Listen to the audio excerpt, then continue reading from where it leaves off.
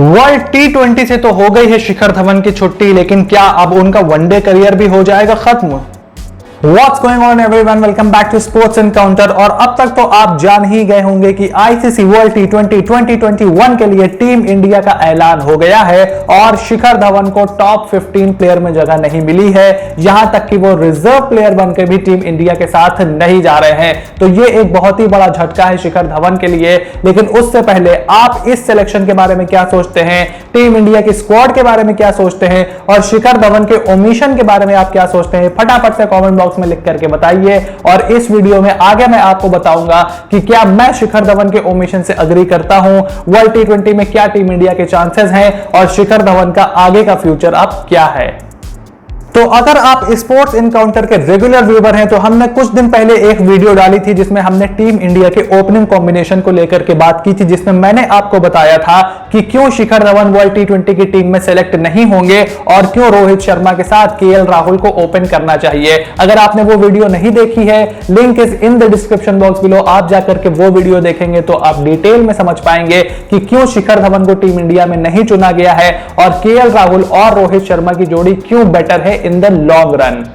देखिए, शिखर धवन के लिए हालिया समय काफी अच्छा नहीं चल रहा है, ना ही उनकी प्रोफेशनल लाइफ में ना ही उनकी पर्सनल लाइफ में। उनके पर्सनल लाइफ में अगर आप नहीं जानते तो मैं आपको बता दूं, उनकी वाइफ आयशा मुखर्जी ने उनसे डिवोर्स ले लिया है, यानी कि Shikhar Dhawan is not a married man now. और बहुत ही मुश्किल समय है उनके लिए। उनकी पर्सनल लाइफ में पहले तो उनका तलाक हो गया और उसके बाद उनकी प्रोफेशनल लाइफ में उनको वर्ल्ड टी20 की टीम में जगह नहीं मिली। And being a senior player आपको दुख तो होता ही है। तो इस प्लेटफॉर्म पे हम खिलाड़ियों की पर्सनल लाइफ के बारे में बात नहीं करते हैं, ये कोई गॉसिप चैनल तो है नहीं कि हम खिलाड़ियों की पर्सनल लाइफ के बारे में बात करें। लेकिन हम क्रिकेट के बेसिस पे अगर एनालाइज करें शिखर धवन की परफॉर्मेंसेस और शिखर धवन का वर्ल्ड टी20 से बाहर होना, तो मेरे लिए ये कोई हैरानी की बात नहीं है। एंड आई एम श्योर आप लोग भी कहीं ना कहीं इस बात को जानते थे कि शिखर धवन का वर्ल्ड टी20 में सिलेक्शन होना काफी मुश्किल है, खास करके जो नीचे से यंग लड़कों ने उनको पुश करना शुरू कर दिया था। केएल राहुल और मयंक अग्रवाल जैसे खिलाड़ी तो पहले से वहां थे। कप्तान विराट कोहली ने वहां पर ओपनिंग करने की अपनी जो इच्छा थी वो जाहिर कर दी थी।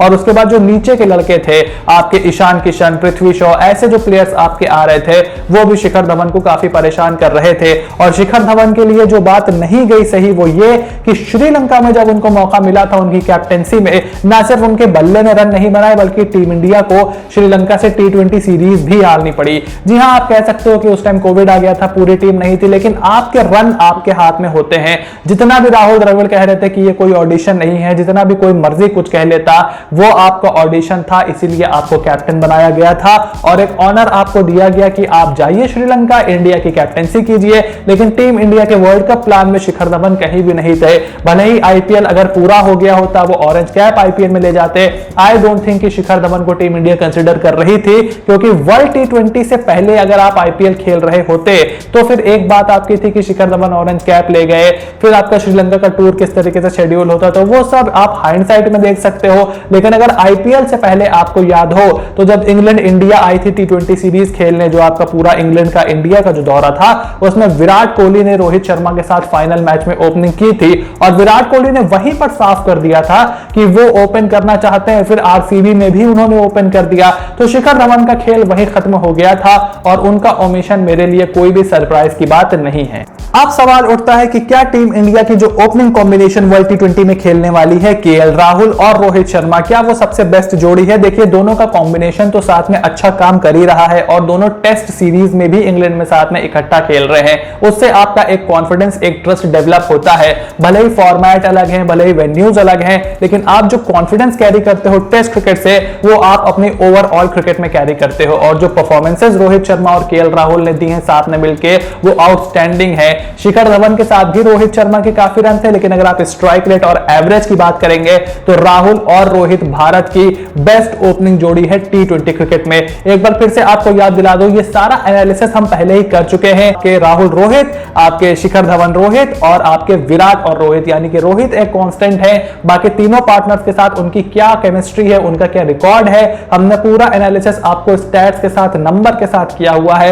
लिंक डिस्क्रिप्शन में है, आप जब उसको जाकर के देखेंगे तो आपको और बारीकी से समझ में आएगा कि मैं क्या बताने की कोशिश कर रहा हूं। और अगर शिखर धवन मान लीजिए लेफ्ट हैंडर का जो उनके साथ एडवांटेज था, वो एडवांटेज उनके साथ तब खत्म हुआ जब ईशान किशन टीम में आए और अपने पहले ही मैच में उन्होंने 50 मार दी। अब ईशान किशन ने वहां से वो एडवांटेज ले लिया। यूएई में जो आईपीएल हुआ था उसमें ईशान किशन ने नंबर 4 पर भी बैटिंग की थी, बहुत छक्के मारे थे। जब रोहित शर्मा इंजर्ड हुए थे तो उन्होंने ओपन भी किया था और वहां पर भी बहुत छक्के मारे थे। और सबसे ज्यादा छक्के 2020 के आईपीएल में यूएई में जो हुआ था उसमें ईशान किशन ने मारे थे। तो वहां पर बहुत आगे एडवांटेज ईशान किशन लेकर के चले गए थे। इंडियन क्रिकेट से भी जब उनको ओपन करने का मौका मिलता है वहां पर भी वो रन बनाते हैं, बेबाक क्रिकेट खेलते हैं, कॉन्फिडेंस उनके साथ है और स्ट्राइक रेट उनके साथ है, एवरेजेस उनके साथ हैं और इस समय भी उनके साथ है। तो शिखर धवन का चांस बहुत ही कम था वर्ल्ड टी20 में। एक अंदर की खबर आपको बता दें कि सौरव गांगुली बीसीसीआई प्रेसिडेंट ये चाहते थे कि शिखर धवन कम से कम 15 प्लेयरों की टीम में शामिल होकर के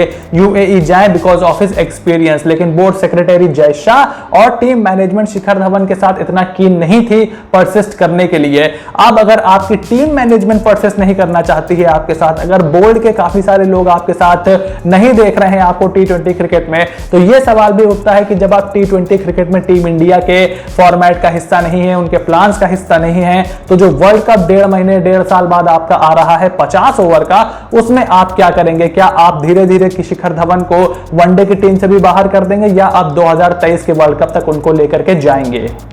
देखिए, अगर आप मेरी वीडियोस रेगुलर फॉलो करते हैं तो मैं पहले ही कई बार इस बात को बोल चुका हूं कि KL Rahul should be India's number 1 opener across formats. KL Rahul को आप मिडिल ऑर्डर में वेस्ट ना करें। अगर आप केएल राहुल को मिडिल ऑर्डर में वेस्ट करोगे वनडे क्रिकेट में तो सूर्य कुमार यादव कहां खेलेंगे? क्या आप सूर्य कुमार यादव को बाहर बिठाओगे? क्या श्रेयस अय्यर को सारी उम्र बाहर बिठाए रहोगे? और जो नीचे से प्लेयर्स निकल के आ रहे हैं, कल को शुभमन गिल तैयार होंगे नंबर 3 खेलने के लिए, नंबर 4 खेलने के लिए, वो कहां से खेलेंगे? और जो बाकी प्लेयर्स उठ करके नीचे से आ रहे हैं, जैसे आपके नीतीश राणा हो गए, अगर कल को वो परफॉर्म करते हैं डोमेस्टिक क्रिकेट में तो वो कहां पर खेलेंगे? तो काफी सारे कंटेंडर्स आपके मिडिल ऑर्डर के लिए बन करके सामने आ रहे हैं। संजू सैमसन अभी एक कंटेंडर है।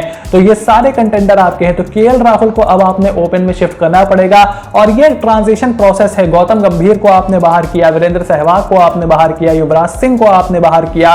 ये सारे बड़े बड़े प्लेयर थे जिनको आपने वनडे क्रिकेट से, टी20 क्रिकेट से ट्रांजिशन फेज के दौरान बाहर किया था। खास करके वनडे क्रिकेट से गौतम गंभीर और वीरेंद्र सहवाग का बड़ा ही नाम था। गौतम गंभीर फाइनल में कितनी बेहतरीन इनिंग उन्होंने खेली थी, टीम इंडिया को वर्ल्ड कप जिताने में बहुत ही बड़ा रोल उनका था और 2 साल के बाद वो वनडे की टीम से बाहर हो गए थे। और वनडे क्रिकेट आज के जमाने में बदल चुकी है।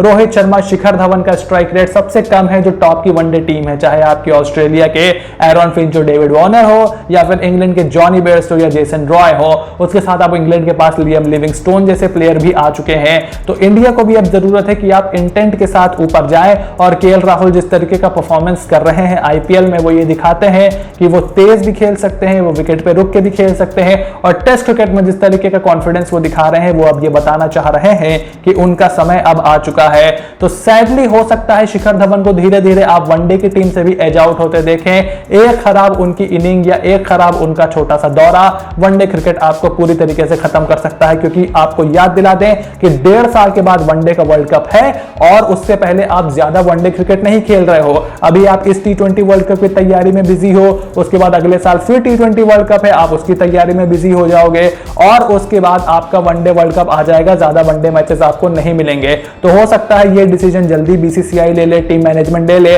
और विराट कोहली कोच जो भी आपका बनेगा रवि शास्त्री के बाद, वो ज्यादा कीन है नहीं शिखर धवन के साथ परसिस्ट करने में। तो हो सकता है कि शिखर धवन जल्दी ही आपको अपना वनडे करियर भी खत्म करते हुए दिखाई दे, विच इज सैड। लेकिन हर खिलाड़ी की जिंदगी में ये दिन आता है। 35 साल शिखर धवन की उम्र हो चुकी है, 2 वर्ल्ड कप वो खेल चुके हैं, 2 चैंपियंस ट्रॉफी खेल चुके हैं, 2 वर्ल्ड टी20 खेल चुके हैं। और वर्ल्ड टी20 से याद आया 2014 का जो वर्ल्ड टी20 था उसमें आपको सेमीफाइनल में शिखर धवन को बाहर करना पड़ा था, फाइनल में शिखर धवन को बाहर करना पड़ा था because of his strike rate. 2016 का वर्ल्ड टी20 में भी शिखर और रोहित ओपनर थे, उनकी परफॉर्मेंस अच्छी नहीं थी, आपको एक बार फिर उनको ड्रॉप करना पड़ा था सेमीफाइनल में 2016 के वर्ल्ड कप में। यानी कि शिखर धवन का वो स्ट्राइक रेट नहीं रहता जो टीम इंडिया को अक्सर जरूरत पड़ती है। और यूएई की धीमी विकेटों पे जहां आपको शुरुआत में तेज रन बनाने होते हैं, फिर आपको नीचे रुक करके छक्के मारने होते हैं, क्या आप वहां पर कर पाओगे? क्या आईपीएल का आधा सीजन जब वहां पर खेला जा चुका होगा, क्या आप उस परफॉर्मेंस पे रन बना पाओगे? I don't think so. तो शिखर धवन का T20 करियर मेरे हिसाब से अब पूरी तरीके से खत्म हो चुका है and I will not be surprise अगर उनका वनडे करियर भी जल्दी ही खत्म हो जाए। शिखर धवन के वर्ल्ड T20 स्क्वाड में शामिल ना किए जाने के बारे में आपकी क्या राय है, फटाफट से कमेंट बॉक्स में लिख करके बताइए। क्या आपको लगता है कि बीसीसीआई ने, टीम मैनेजमेंट ने ये सही डिसीजन लिया है या फिर आपको लगता है कि शिखर धवन को वर्ल्ड T20 की टीम में जाना चाहिए था?